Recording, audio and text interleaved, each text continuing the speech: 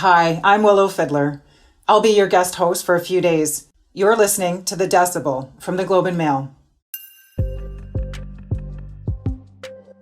I'm a staff reporter at the Globe. I'm also an Anishinaabe from Sandy Lake First Nation, which is a community in Treaty 5 in northwestern Ontario. For 146 years, the Crown has been paying members of 23 First Nations $4 per year for the use and occupation of a huge part of northern Ontario, which is about 2/3 of the province. That's because of two treaty agreements between First Nations and the Crown. The treaties promise to share the land's wealth for everyone's benefit. But Ontario's highest court recently ruled that those few dollars violate the original intent and spirit of the treaties. There's an understanding that there would be sharing of resource wealth that was created from the development of these Indigenous lands that were shared by the Indigenous peoples. That's Sara Mainville. She's an Anishinaabe from Treaty Number 3 and a lawyer and partner at Olthuis Kleer Townshend in Toronto, where she represents First Nations as legal counsel. She'll explain why these agreements ended up in court in the first place and what the ruling could mean for future treaty negotiations. This is the Decibel.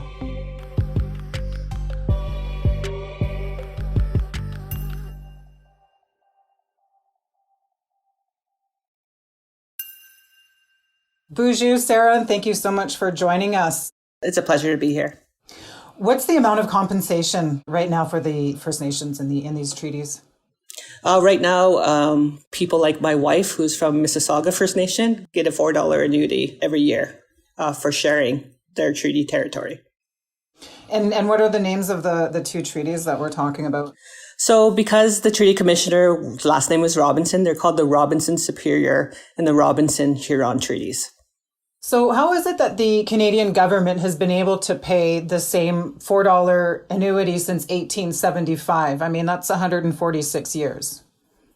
It's because there hasn't been an understanding that treaties have been legal documents since 1982, since our treaties are constitutionally protected. And so these were seen as maybe moral obligations, but not seen, these obligations in treaties haven't been really seen as legal obligations. And so because Crown governments, the federal government in particular, have all the power and control, they can just unilaterally decide that it stays $4, for as long as, they want it to.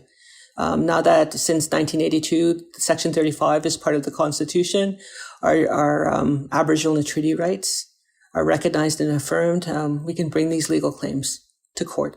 Right. And do we know how much money, the government is making off the land in these treaties? There have been discussions. So there was a conversation from 2007 to about 2012 with the Liberal government of the day about resource revenue and sharing. And we talked about what is in that basket. What are we sharing?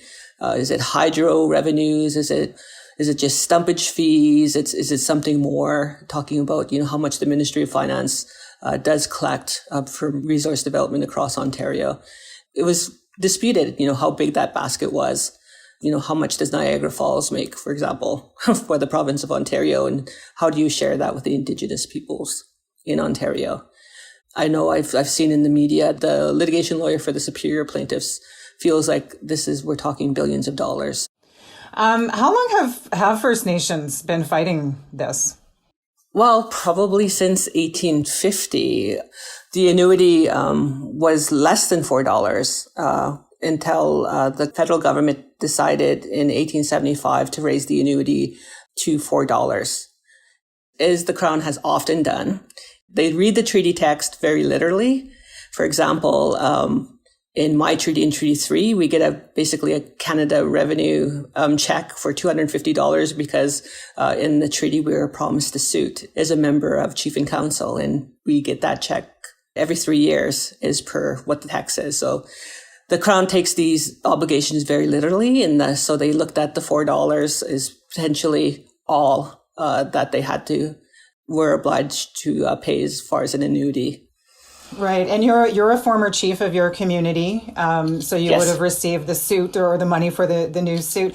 So you mentioned in your community it's $5. Where I'm from, it's also $5 we get each year. Can you describe how these $4 or $5 annuity payments actually happen on the ground? So Canada sends a delegation out to give the annuity payments to communities. And so there's a schedule that's made that starts likely in June, and it takes place throughout the summer, where this delegation goes to community to give out the annuity. There's generally a line. You go there because there's, 100 to, in some communities, my community has 2,800 people. You stand in line and you wait to get your $4 or $5. These used to be bigger events because, like, even when I was growing up as a kid, getting $5, you could buy things with $5 in the 1970s. But it's less of an event for a lot of communities because, making your way to stand in line for $4 is really not that worthwhile. And it's quite a symbolic event too. I mean, RCMP are even present, yes. Right? Yeah, there's a bit of that. Like my community, and I think other communities do this as well. We actually, because it is meaningful for our kids to be part, to understand that they are treaty rights beneficiaries, that we actually have a lot of kids events going on. We actually have Treaty Day festivities around that. And so the kids, get to play games and things like that. So there's the other communities that do that, like Treaty Days in Couchiching is a pretty big thing. Yeah. Same in my community. It's usually a 3-day event.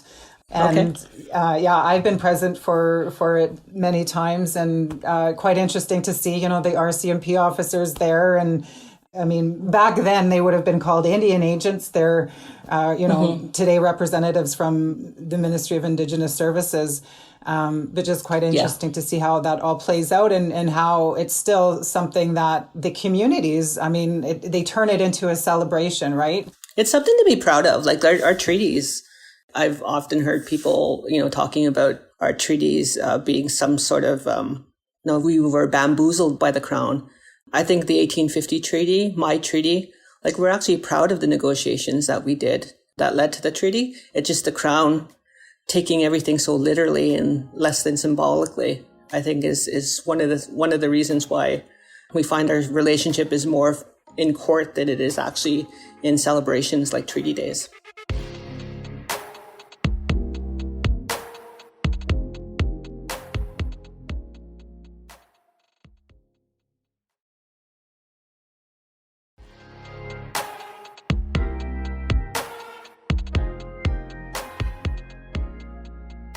Let's rewind all the way back to 1850. What are the two treaties that we're talking about here? So these are treaties made with Great Britain. So these are important treaties because there is activity that's trying to happen along the north shore of Lake Superior and Lake Huron, and Indigenous peoples are complaining that there was promises made in 1763 that there would be no activity on Indigenous lands until an agreement was made with the Crown. An investigation happened in 1849. It was called the Vidal and Anderson Commission, just to see what sort of the foundation of a treaty could look like. There was some mining activity that was happening around Bruce Mines, Ontario, near Sault Ste. Marie. There was a court hearing, and there was a discussion that was had with chiefs about having, to be more assertive and to bring, I think there was like 100 Anishinaabe that went to stop the mining activity.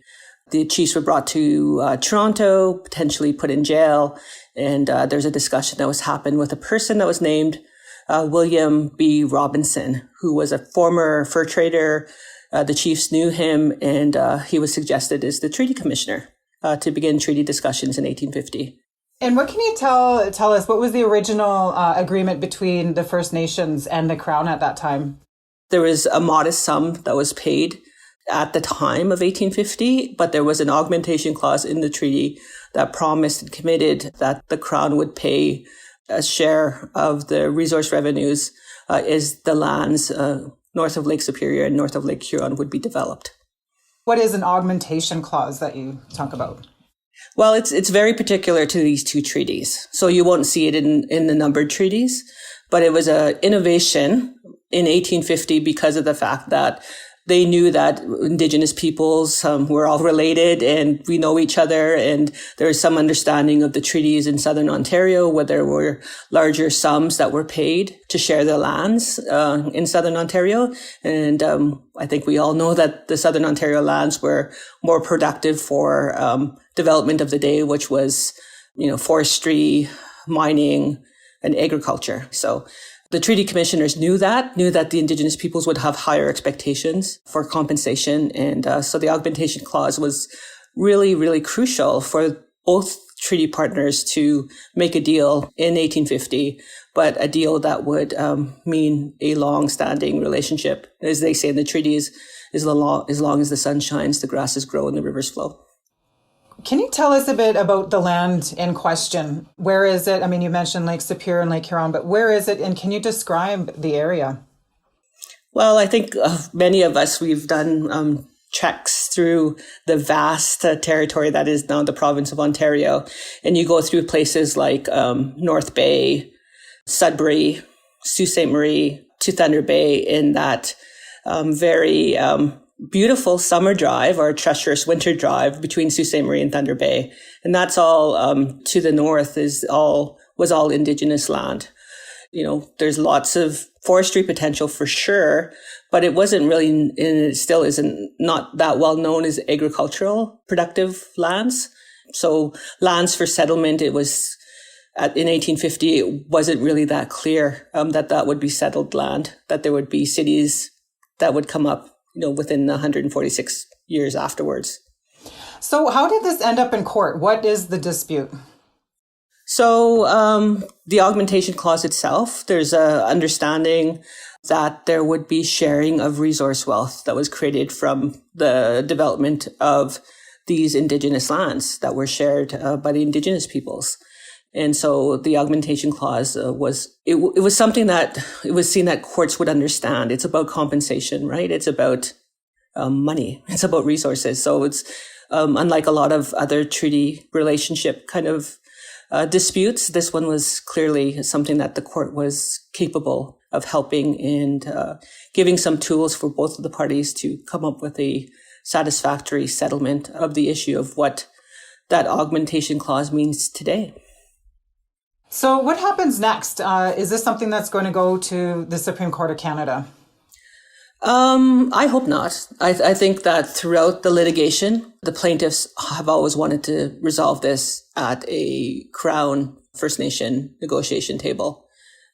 These are things that can be sorted out through experts, economists, and other folks sitting at a table working together to come up with a meaningful settlement for the First Nations. There potentially is a reason for this case to go to the Supreme Court of Canada because there is a split in the decision about the treaty interpretation and whether or not the trial judge made a treaty interpretation error. Two of the Court of Appeal judges believed that there was an error that was unreasonable in her judgment around she used the term called fair share, which was rejected by the court as a whole, that the Anishinaabe and the treaty beneficiaries should get a fair share of the resource revenue. That was basically manufacturing terminology, but that type of treaty interpretation issue could go to the Supreme Court of Canada and could resolve how appeals could review trial decisions given the nature of treaty litigation and how costly, expensive, and how much time it takes to get a treaty properly in court and framed in court, and how important it is to protect that original decision. As long as that trial judge doesn't make any errors, it could resonate across the country for treaty rights holders, not just in Ontario, but across the country. Outside of court, then, what's the better way to deal with these disputes? There was a treaty council. We talk about it in Indigenous lawmaking as a council fire. So there was a council fire, a really important council fire lit at Niagara Falls in 1764 that established the original treaty relationship, the nation-to-nation relationship between Indigenous peoples and what would become Canada. At the time, it was Great Britain. And this 1850 council fire that was lit to come up with a solution to living together forever in the 1850s treaties. But written texts, they're thought of potentially as living trees, but you do actually have to come back. And we have this treaty understanding of coming back and renewing relationships in Indigenous treaties, and that's really what has to happen. Call it a council fire, call it a treaty council, but that's where you really renew and refresh and revitalize of how we can live peacefully together, side by side, and how we can both benefit from sharing our lands. Because things change, times have changed. There's now cities, vibrant cities in these regions, and there are, settlements, and there's other folks, and there's third parties. And so you do have to be mindful of all those contexts in order to make sure that this is a living, breathing relationship that will foster regional development in a way that benefits both parties. Right. Sara, thank you so much for joining us and sharing your insights and knowledge and expertise on this really important topic. I appreciate your presence with us today. Miigwech, Willow. It's always nice talking to you. Miigwech. That's it for today. I'm Willow Fiddler. Our producers are Madeline White and Cheryl Sutherland. David Crosby edits the show. Kasia Mihailovich is our senior producer. Angela Pacenza is our executive editor. Thanks to our guest, Sara Mainville. You can find her on Twitter at Inakanagawin. That's INAKONIGAAWIN. Email us at thedecibel@globeandmail.com. If you want to reach me, I'm on Twitter at Willow Fiddler. If you haven't already, hit that follow button wherever you're listening so you never miss an episode. Thanks so much for listening, and I'll talk to you tomorrow.